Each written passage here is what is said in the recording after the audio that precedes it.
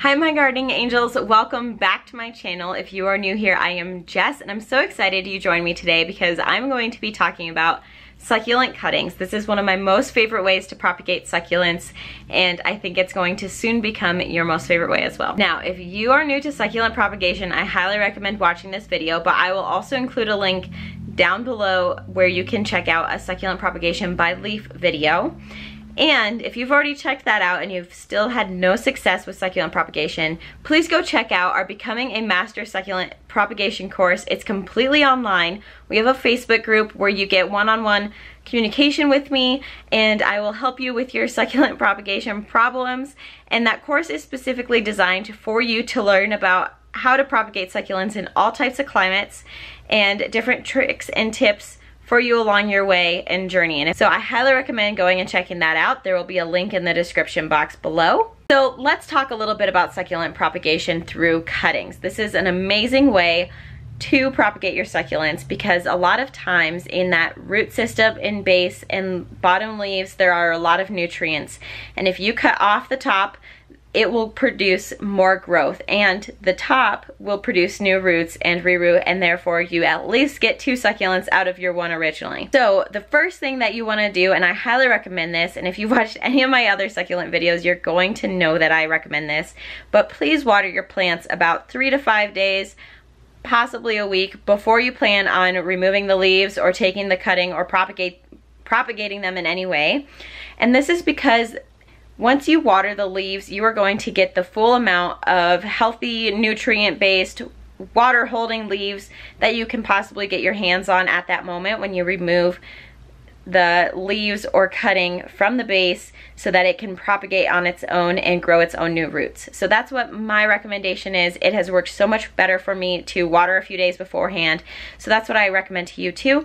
If you don't water beforehand, it still probably could work for you. I'm not saying it won't, I've had it work, but I think you'll be more successful with it if you do. Now you can take a succulent cutting off of any succulent, does not have to be stretched, but a lot of my examples today are going to be stretched out succulents, or etoliated is kind of what the proper word is for them.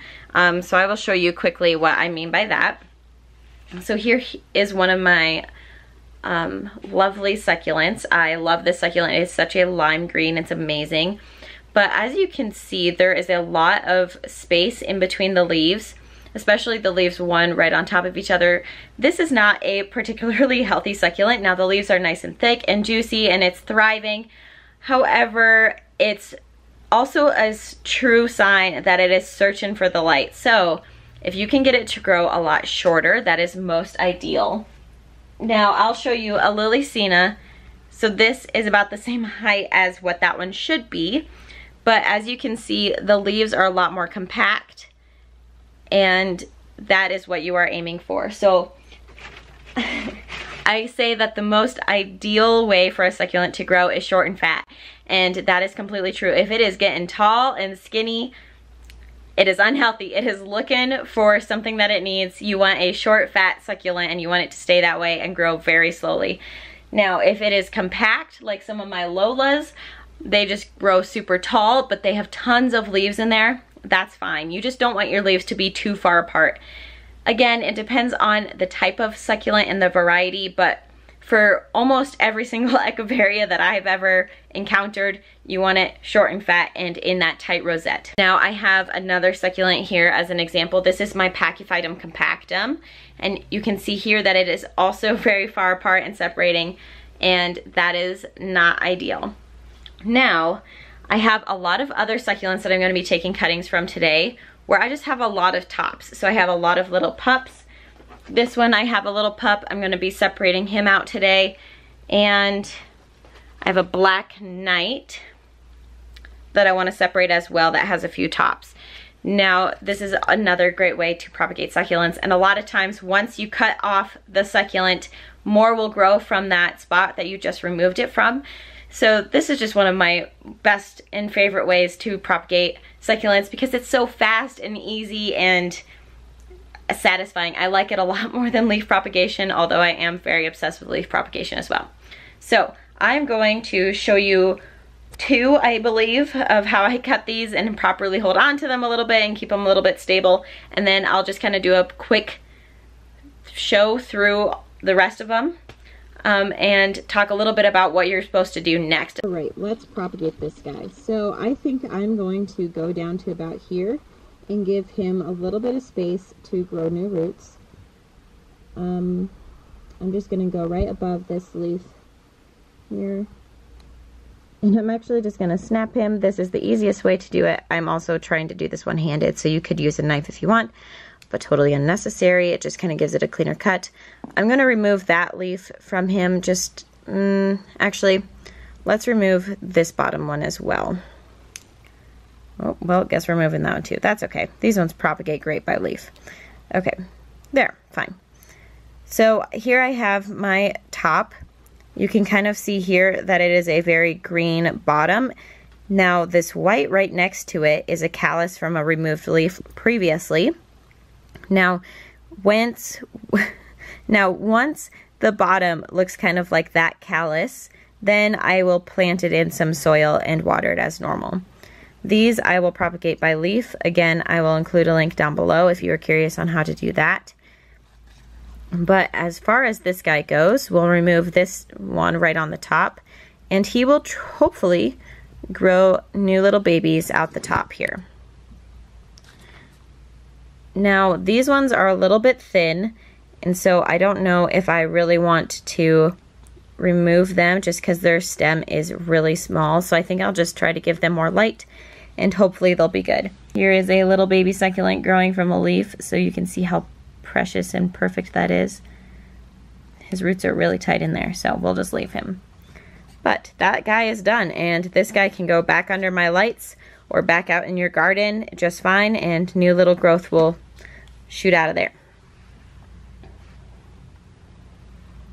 So this cutting, you're just going to want to put in a indirect light spot. I just put them on the edge of my grow lights. Here I have some Lolas that I'm letting dry, and he'll just sit there for about a week. Now let's talk about this guy here. These ones are a little bit trickier just because they're a little bit closer and compact. Now this one is special because it has a little baby in this corner here. I don't know if you guys can see that all that well, but this guy is kind of blocking his growth. So I'm gonna just remove this one, and I'm gonna keep this one on it, and hopefully this little baby can grow, and I think this is part of the base. So I think I'm gonna have to use my knife for this one. But in there I can see that stem at the bottom. So I'm just gonna cut down. I made an absolute disaster, but that's fine because I got my guy that I wanted. And I think I'm just going to remove this bottom one. You wanna just give it a little bit of space because where you're removing these leaves are the nodes, and that is where new growth is going to come out, the new roots. So I think he will just be fine.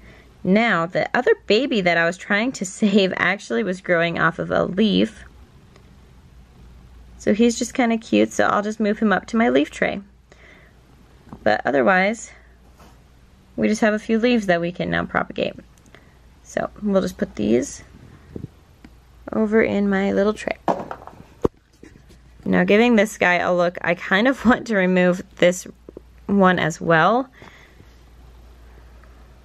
just because I feel like there's kind of two there. There. Perfect. Now we'll just remove this part and done. So that one kind of just turned into 3. Now where these are, these bases, hopefully new growth will grow from there as well, and these should grow new roots. Alright, so like I said, I'm just leaving these underneath my grow lights, just in this bright and direct light a little bit. They're kind of off to the side. I'm going to wait for the bottoms to callus over, then I'll just plant them up like normal. I did want to show you guys a few cuttings I've taken earlier. Alright, so this is a random Echeveria that I had that I took a cutting of. You can see the callus in there. Look at all those new babies growing. Same with this one back here. Lots of little babies. Here are my Lolas that I've taken cuttings off of. And those are doing amazing as well. This here is a Lillicina. There's a few babies on him too. Alright guys, so that is it. That's all I have for you today.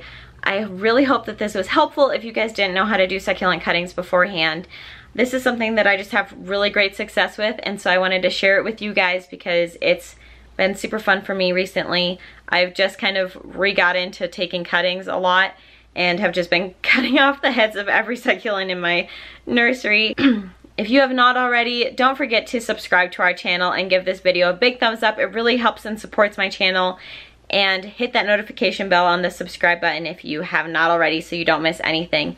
Don't forget to also go check out our Succulent Propagation online course down below. I want to meet you guys. I want to help you guys. So go check that out. All right. See you guys later. Bye.